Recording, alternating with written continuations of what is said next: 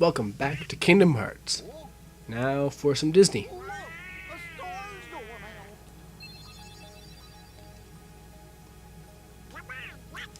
So I'm not sure if it's particularly clear, but a star represents a planet in this game universe.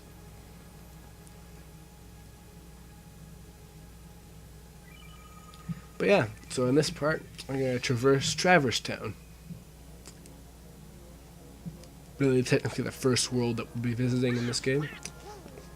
There are a lot of worlds across all the Kingdom Hearts games. Trying to think about how many there are exactly in this game.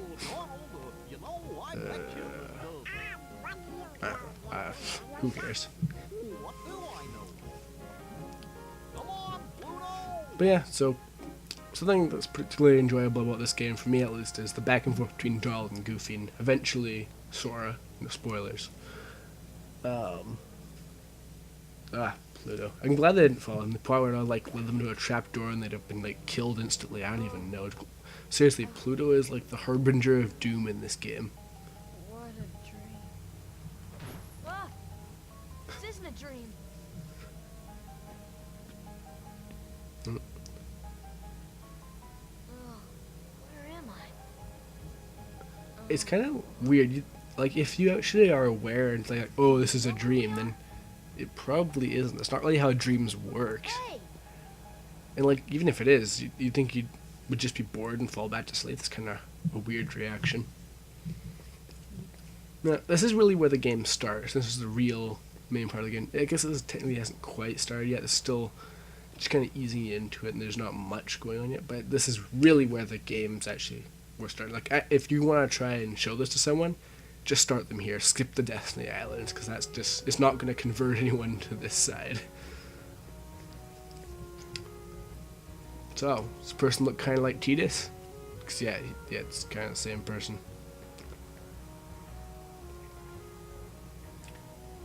I miss NPCs. They don't really have them anymore in Kingdom Hearts.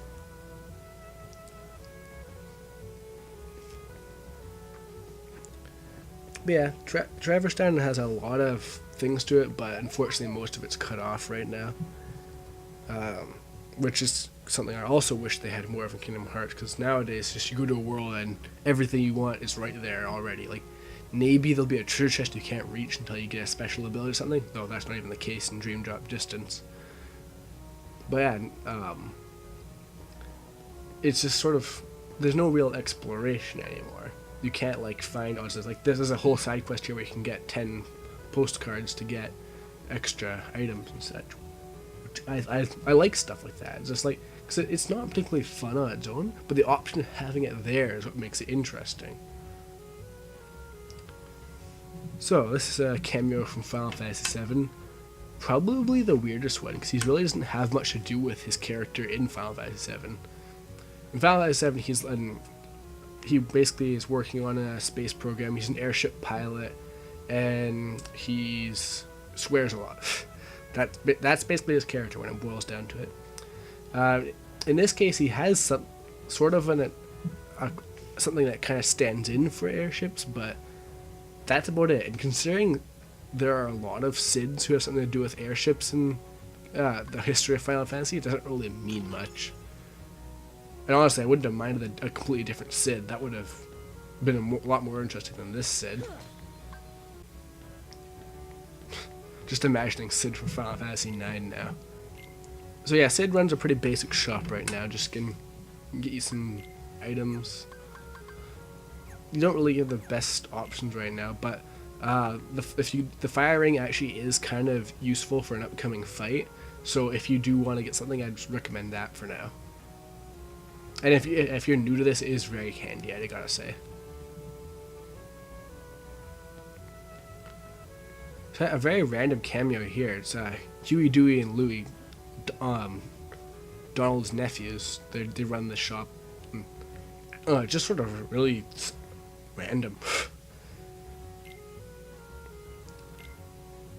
Got a lot of other enterprising though.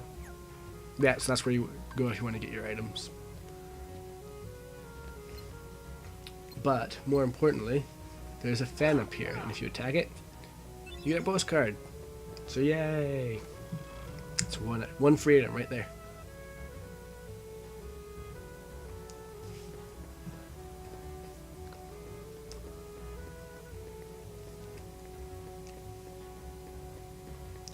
if anyone's played Dream Drop Distance, the reason I was going over there is I was checking if there was ever like a hidden door or something that implied there was a path over there, because in Dream Drop Distance there's new areas in this place, and one of them is just kind of a hidden place that wouldn't really make sense anyways, but yeah, there's also just an entirely new door that's over there that goes to an entire new section, and it's just, I guess they just completely changed it.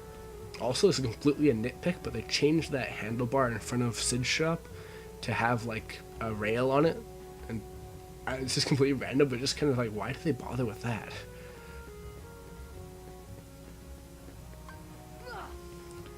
Now, yeah, I was sure that there was some way to use these boxes to get up on the roof, because you can eventually get up there, but I can't remember it. Might try again later. Eventually you're going to unlock a synthesis shop, which lets you get a lot of really, really good items, and also the ultimate weapon in the game. Not sure if I'll get it, because I'm really terrible at getting the necessary items for it.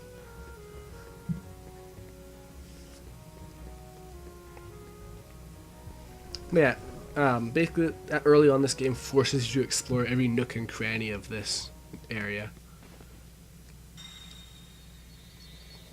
I gotta say, this is a really dark little scene right here. A person just died. Like, I don't know, you might notice that there aren't really that many people around, and you'll notice that a lot more in later worlds too.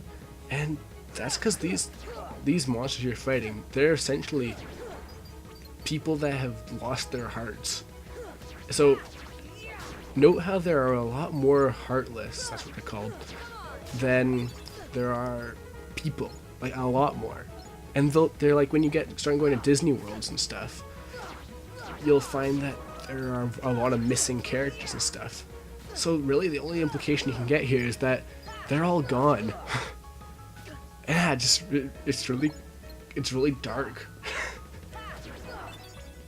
I don't even know if that was the intention or anything, because obviously it's just a limitation. They can't make the 20 or so major characters they need for an actual Disney thing, but is that the implication they're going for though? Everyone's just, they lost their heart? It would be really cool though if like in a later game they like solve the problem. Cause like, yeah, it's not impossible for a person to come back after losing their heart. So I wonder if like one day this like had a really, really high budget Kingdom Hearts that did just have all those characters. That'd be kind of cool.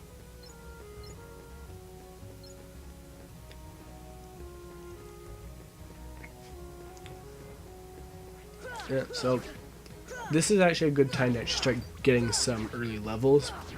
Because yeah, the first boss can actually be kind of tricky if you, well, aren't particularly familiar with, or if you're pulling an expert, it can kind of take you by surprise. Yeah, consider the enemies give you here way more EXP than what you'd normally get on, say, Destiny Island or something like that. It's pretty worth your while to just go around and fight some battles. I don't have much trouble with the boss though. But yeah, you also get some money, which is pretty handy because you can buy accessories, items, and stuff like that if you need any. Also, you'll get some really nice items like lucid shards and stuff like that, which are for synthesis later on.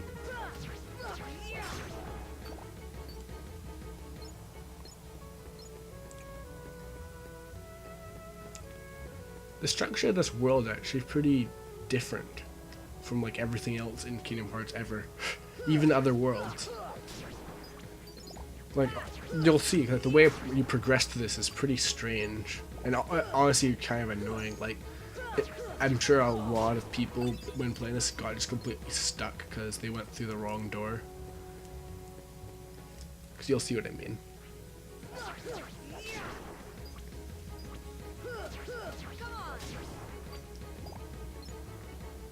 Yeah, something you might have noticed already is that there are a lot of little odds and ends you can get by abusing the jump mechanics in this game. Like I got up that treasure chest early on and stuff like that. And yeah, there are quite a few little things you can get before you're supposed to by jumping and then slashing with the keyblade. Gives you a little bit of extra air, so if you time it right, you can get, for example, you can get to that treasure chest. I know it, I've done it before. So that's what I'm trying to do right now. It's really, really difficult to time though. And I can't remember exactly how I did it.